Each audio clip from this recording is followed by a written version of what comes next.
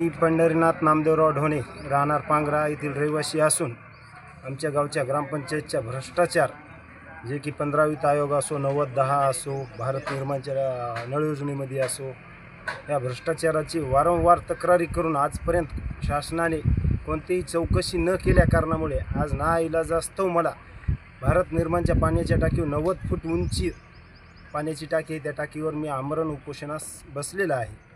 15 वित्त आयोग 90-10 25-15 भारत निर्माण नळ योजनेमध्ये आज 20 वर्षापासून गावाला पाणी नाही।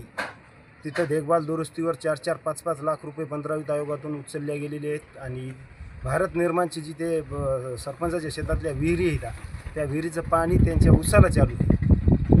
आज उन्हाळ्याचे एवढं कडकडीत उन्हाळा असून गावाला पाणी नाही, पण त्याच्या उसाला ते शासनाचं पाणी त्याच्या उसाला चालू आहे आणि पुन्हा परत 15 वित्त आयोगातून देखभाल दुरुस्तीवर पैसे उचलले गेलेले आहेत। या सगळ्या कामाची सखोल चौकशी करून संबंधितावर योग्य ती कार्यवाही जोपर्यंत होणार नाही तोपर्यंत मी उपोषण माघार घेणार नाही।